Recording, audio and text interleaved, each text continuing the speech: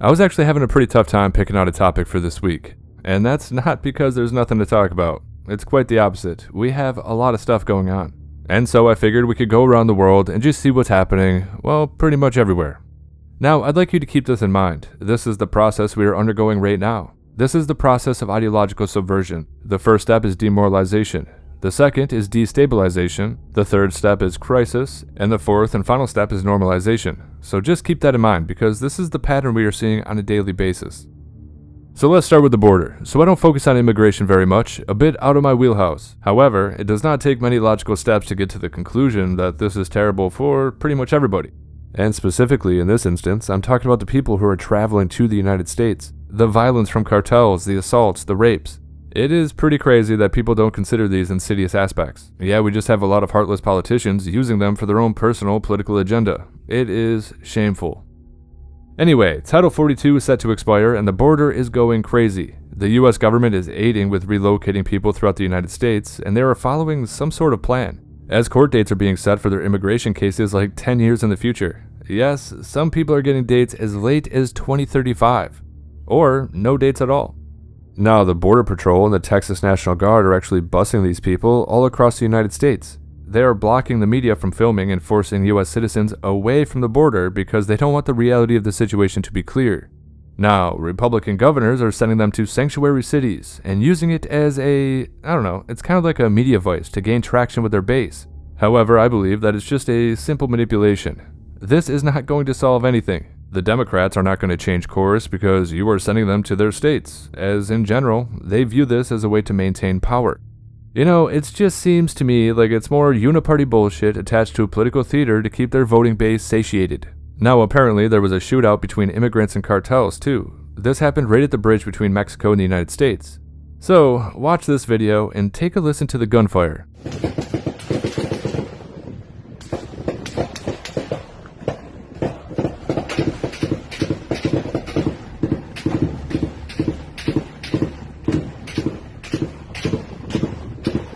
I mean, that sounds like a hell of a lot of gunfire. And here's a photo of the aftermath.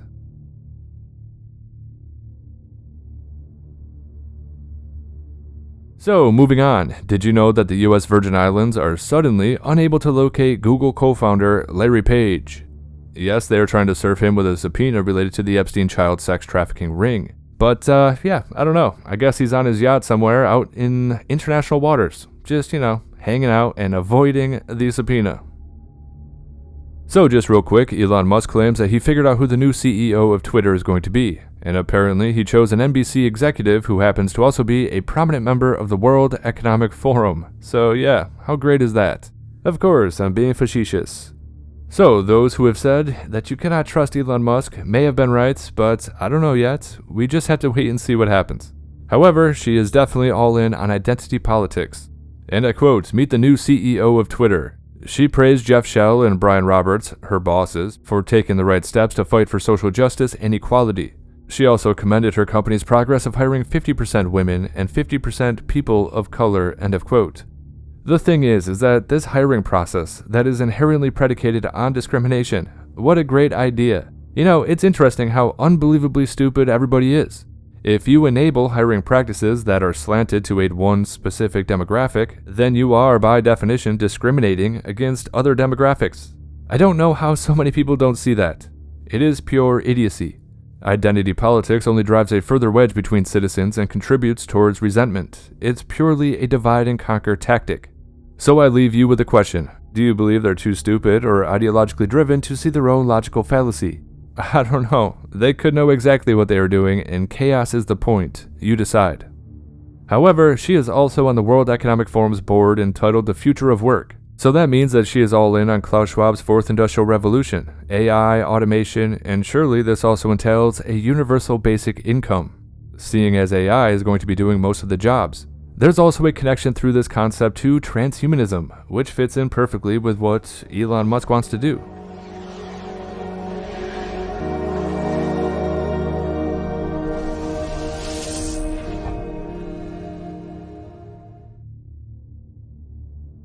But let's move on. So real quick, Donald Trump had a town hall on CNN, And there were quite a few funny moments, but by far the funniest aspect has been the reaction. They have all lost their minds over this, and CNN is actively trying to cancel themselves. So, yeah, I think that's a pretty good idea. I mean, you can't make this up. Conversations are dangerous, I guess. The cult is in fact real. Now, the real crazy part is that they believe that people like me, like you, are the ones who are in a cult. And I have no idea how we fix this divide. We have a weird situation where both sides point to each other and accuse each other of being the ones who are in a cult. Yes, we are in some very, very strange times. Now, personally, all I know is that people who advocate for allowing free speech, giving a platform for political debate, and are open to hearing a wide range of viewpoints, well, I don't think those are the ones who are in a cult.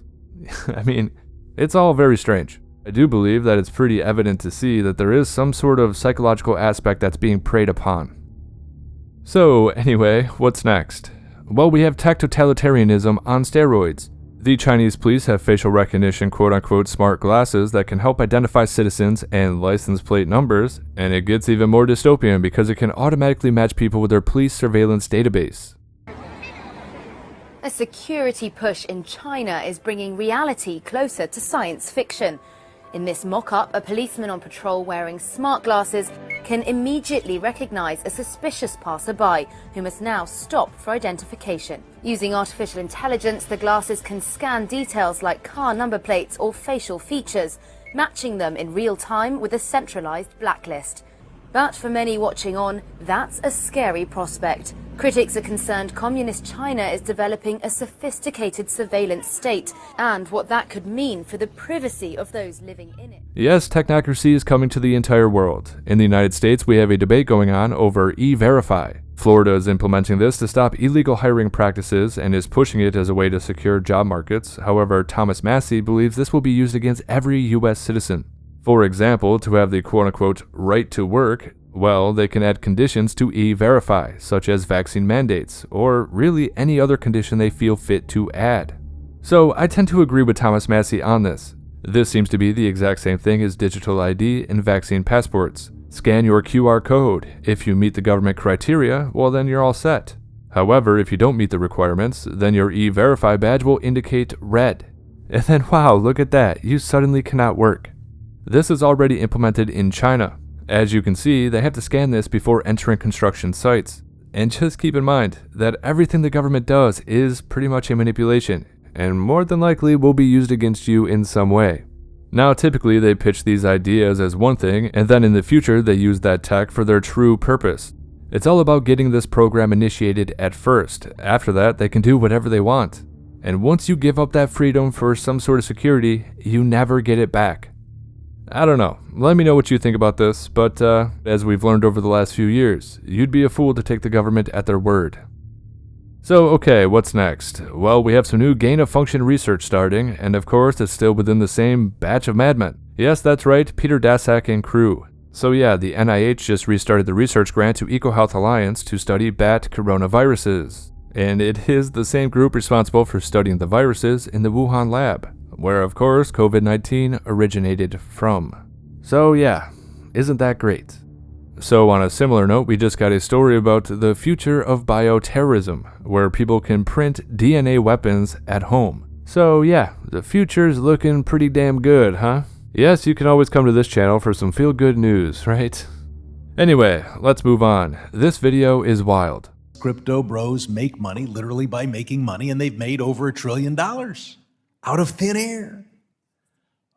They'll accuse the U.S. government of making money out of thin air. Maybe we do, but we're the U.S. government.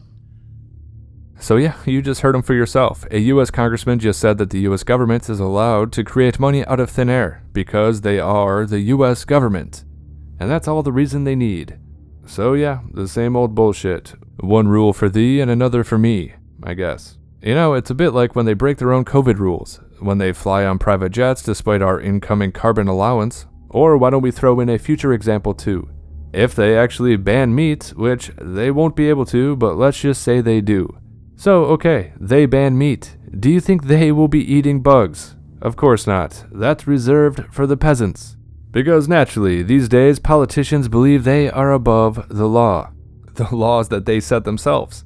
Because really, when you look at everything in its totality, I guess they kind of are. We are most certainly in a post-truth world and we're in like a feudalistic state. I don't even know how you describe what we're dealing with. Thank you to His Excellency. So, in that vein, we got a bunch of information coming out about the Biden family crimes and tied them to about 17 different shell corporations who were using various Biden family member names to facilitate the transfer of cash. And I can't believe how many people are defending this. Now keep in mind that a lot of this occurred when Biden was vice president. So, on top of that, the FBI is refusing to comply with the House GOP subpoena and are refusing to give a document about a bribery scheme with Joe Biden. And yes, as I said, this is regarding Biden selling influence for policy decisions. And we have a few clips. Here's the first one. We wanted to have the press conference yesterday in advance of the DOJ trying to slap some type of minor indictment on Hunter Biden. They were going to, by all accounts, indict him for tax evasion and lying on the gun application. Well, what about money laundering? And that's not my words. That's the words of multiple banks in those violations.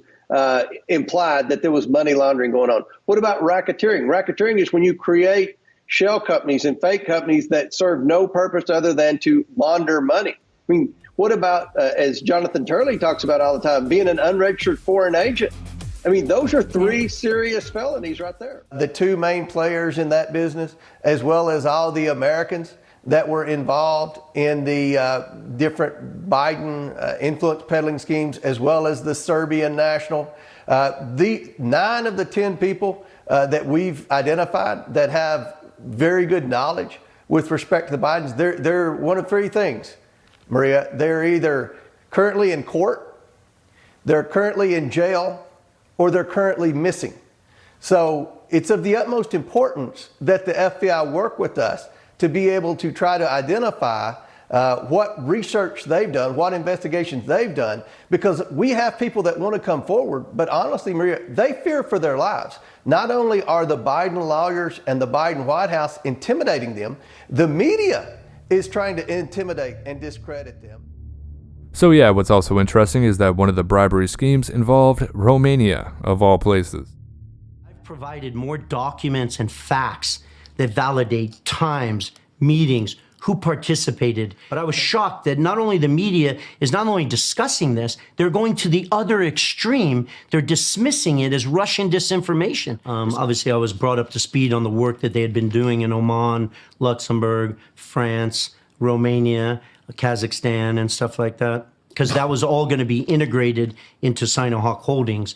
I personally was in Bucharest, Romania, with Hunter Biden, Jim Biden, and he's effectively screaming into the phone that he could not pick up a phone and text me because he was with the Ukrainians and Mykola, the founder of Burisma, and that he was fighting for the only income he has on the Kazakhstan deal. So between November 2015 and May 2017, a Romanian businessman convicted of bribery paid Joe Biden and his family members over $1 million. 16 of the 17 payments occurred while Joe Biden was in charge of the United States policy towards Romania when he was vice president. Oh, what a coincidence, huh? So one part that's really interesting is that in 2014, Joe Biden lectured the Romanian civil society on the dangers of corruption. Yes, how rich. Corruption is a cancer that eats away at a citizen's faith in democracy, diminishes the instinct for innovation and creativity. Already tight national budgets crowding out important national investments. It wastes the talent of entire generations, scares away investments and jobs, and most importantly, it denies the people their dignity.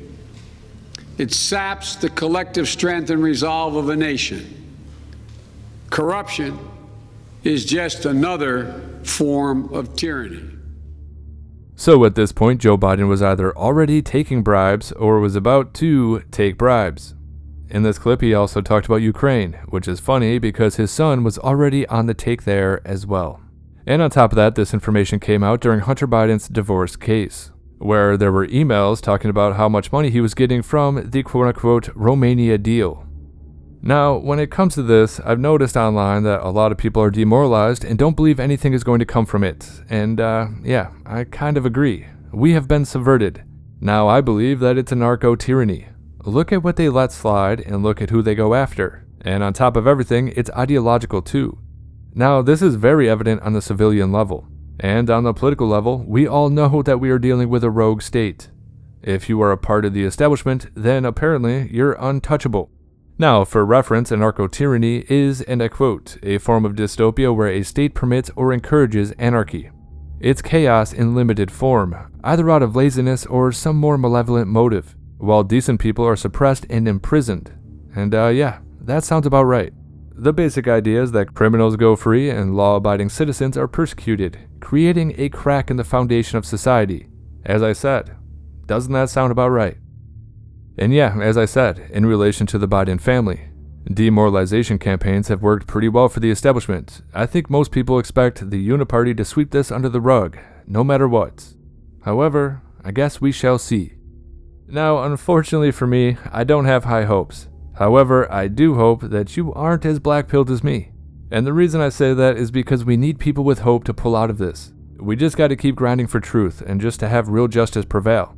I really just wish there was some way to snap people back into reality. And what I mean is that political divisions and ideological lines have destroyed judicial systems in this country. And it's in no small part to George Soros either. He has played a huge part in all of this chaos.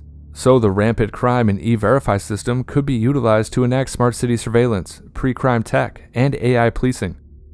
Now, once people are so afraid to simply walk the streets, to leave their homes, when murders, robberies, and assaults are so rampant that everyone clamors for peace no matter what, and no matter how they get it, well, I personally believe that's the moment they're going to roll out this surveillance state to the masses.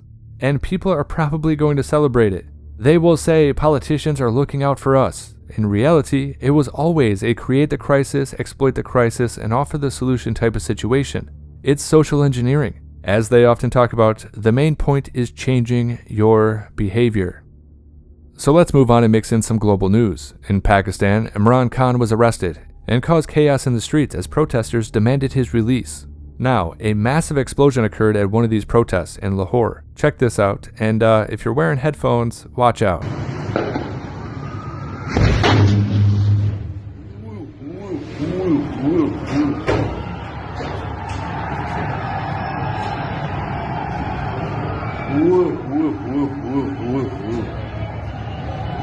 अल्लाहु Akbar container फट गया container फटा है या गाड़ी फटी है कुछ ना कुछ हुआ है sir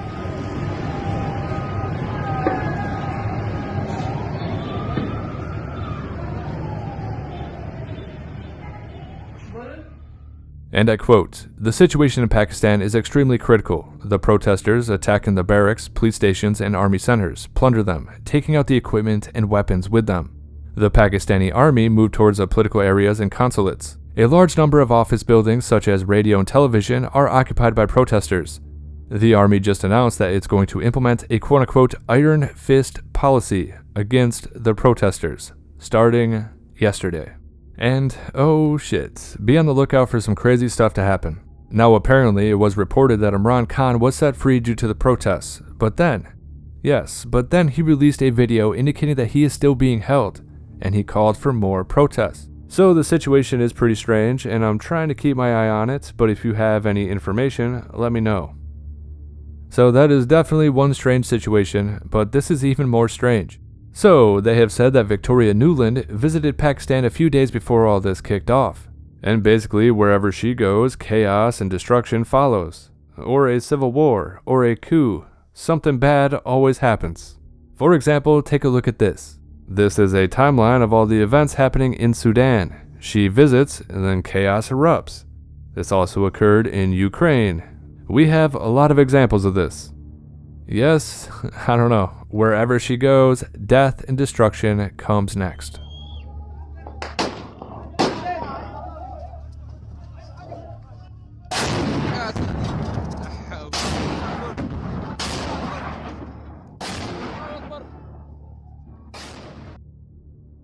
Okay, so let's move on to Israel and Palestine issues. According to official sources, 866 missiles were fired across the country in 48 hours, and now it's well over 1,000. And some of the rockets reportedly hit a few targets as well. However, in general, the Iron Dome is holding up. Israel has taken a few hits and has retaliated against Gaza in the last few days as well. So yes, tensions are still rising throughout the entire world. So before we get into the other war news, let's check this out. So the Godfather of AI quit Google due to fears about AI and the destruction of humanity. Dr. Hinton, the quote-unquote Godfather of AI, when asked about the reasons for working on potentially dangerous tech, paraphrased Oppenheimer. "Now I have become death, the destroyer of worlds," end of quote. You've spoken out saying that AI could manipulate or possibly figure out a way to kill humans. How could it kill humans? If it gets to be much smarter than us, it'll be very good at manipulation because it will have learned that from us. There are very few examples of a more intelligent thing being controlled by a less intelligent thing. It'll figure out ways of manipulating people to do what it wants. So what do we do? Do we just need to pull the plug on it right now? It's not clear to me that we can solve this problem. I don't have a solution at present. I just want people to be aware that this is a really serious problem. It's like nuclear weapons. If there's a nuclear war, we all lose. It's the same if these things take over. Since we're all in the same boat, we should be able to get agreement between China and the US on things like that. I remembered the line from the Hindu scripture, the Bhagavad Gita. Vishnu is trying to persuade the prince that he should do his duty, and to impress him takes on his multi-armed form and says, "Now I am become death, the destroyer of worlds." I suppose we all thought that one way or another. And yeah, he now feels the same way as Oppenheimer did. So, I don't know, the future does not look good. And I quote, "This is remarkable. We all lose if these things take over," end of quote. So, yeah, always good news when you visit this channel, huh? Okay, so let's get into Russia and Ukraine. As you more than likely know, what has been described as an assassination attempt on Putin took place. A drone attack on the Kremlin is being considered the work of the United States. So yeah, not ideal at all. So the media is deflecting a little bit by saying the Kremlin did not provide evidence of this claim. Well, I mean, there's a war going on between Russia and Ukraine, so I don't think it's anybody else. I highly doubt Paraguay is coming out of left field with a drone attack, you know what I mean? I mean, it's pretty reasonable for everyone to assume that it's Ukraine in the West, isn't it? Now, Clint Russell put this out there, and I agree with him. He said this could be a Russian false flag. It could be Ukraine attempting to actually take out Putin, or it could be an attempt by NATO to provoke Russia, so that the West can justify further involvement. However, I'm leaning towards the theory that Ukraine did it as part of some psychological warfare. They must have known the chances of killing Putin were extremely, extremely low. I mean, he wasn't even in the area at the time. However, by doing this, they could, and I quote, "bring the war home to Russia." And they would do this by striking symbolic targets before their awaited counteroffensive. And personally, I think that makes sense. Part of warfare is psychological warfare and demoralization, and this definitely fits into that. Now, we haven't seen anything else in relation to this. However, if it is true that the United States was involved with this call, then I doubt Russia will forget about it, and yeah, we'll just have to wait to see what happens in the future. Either way, things are not going to slow down. And so on this channel, we'll continue to follow the incremental steps towards a hot war. But as you know, I believe we're already in this World War III scenario. Unfortunately for everybody, it's not going to take long until we start seeing events take place that finally force people to open their eyes and see what's truly happening. At some point, the consensus is going to be, oh yeah, we're in World War III now. And I think that is coming. So, and I quote, "Escalation is now inevitable. Moscow says that the United States is behind the Ukrainian attack on the Kremlin." And I quote, "Attempts to disown this attack on the Kremlin, both in Kiev and Washington, are, of course, absolutely ridiculous. We know very well that the decisions about such actions, such as terrorist attacks, are made not in Kiev, but in Washington," end of quote. And so, yeah, that's a statement from Russia. And of course, the White House denies this. So the spokesman for the White House, John Kirby, said that Peskov was just lying. And yeah, that's a terrible, terrible rebuttal. He went on to say that the United States neither encouraged nor enabled Ukraine to strike outside of its borders. He also added that it was still unclear what had happened at the Kremlin, end of quote. And yeah, do you believe him? Because I don't. So now, let's get into China and Taiwan. So recently, Taiwan met with John Bolton. Yeah, the old warhawk is still at it. Taiwan praised Bolton for his role in promoting Washington's military support for Taipei. John Bolton, who held several positions in George W. Bush's administration and Donald Trump's, has long awaited for Washington to take a more aggressive stance against China. Now, before we keep going with this, I do agree that we need to take a more aggressive approach with China. However, there is a way to do this without World War III. There is a way to decouple and resolve our dependency on China through other means. We do not need a world war. Anyway, as we know, every single person on the global stage really wants this war. And really, what the hell was Trump thinking with bringing on John Bolton anyway? I mean, it was a very dumb move. However, John Bolton's warmongering continues, obviously, because it's all this guy does. So John Bolton called for arming Taiwan and sending US troops to the island. He also said he wanted to make Taiwan into an unsinkable aircraft carrier. He wanted to turn the entire island into an unsinkable aircraft carrier. Okay, so apparently we have 200 troops in Taiwan right now. However, John Bolton demanded the White House do more, and I quote, "I would homeport a couple of American naval vessels in Taiwan's big harbor," he said. Now, John Bolton's been in the news quite a bit. He also wants to send nuclear weapons to South Korea to send a clear message to North Korea. John Bolton also wants to tell Russia and China about the consequences if they try to take action against Taiwan. And what are those consequences, you may ask? Well, he wants to excommunicate China from the international economic system. And well, China anticipates this, which is why the BRICS financial system is rising. The sole goal of this is to render the US role in international economies moot and to dethrone the US dollar. Anyway, this is all a recipe for war, especially the battle for economic control over the world. If there was ever a sign that war is coming, this is it. Yes, it's all about money, because when you control that, well, it brings power.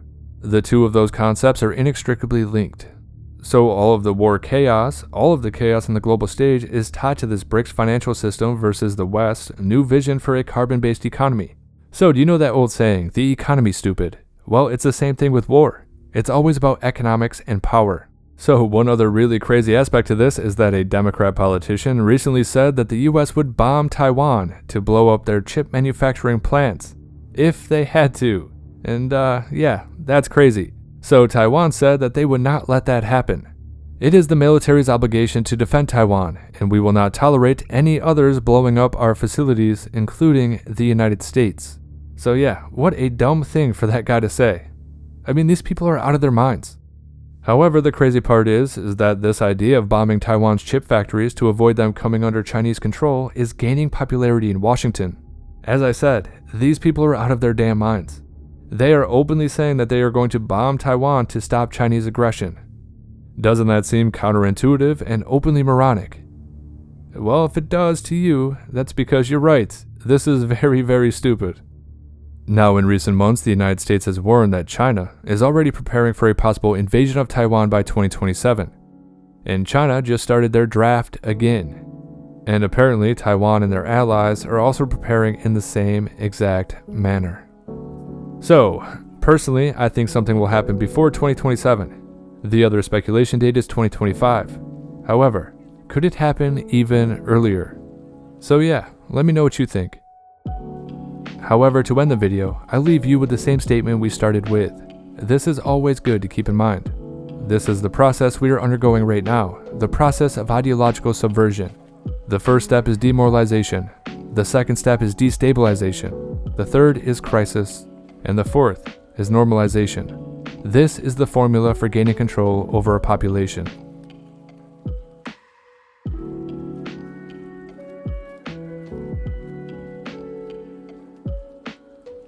Once again, this is HelioWave. If you like the content, like, comment, and subscribe. Share the video if you want to. If you're in a position to, consider subscribing on Locals or Subscribestar. As always, make sure you disobey those true fascistas, and yes, I do hope you have a good night.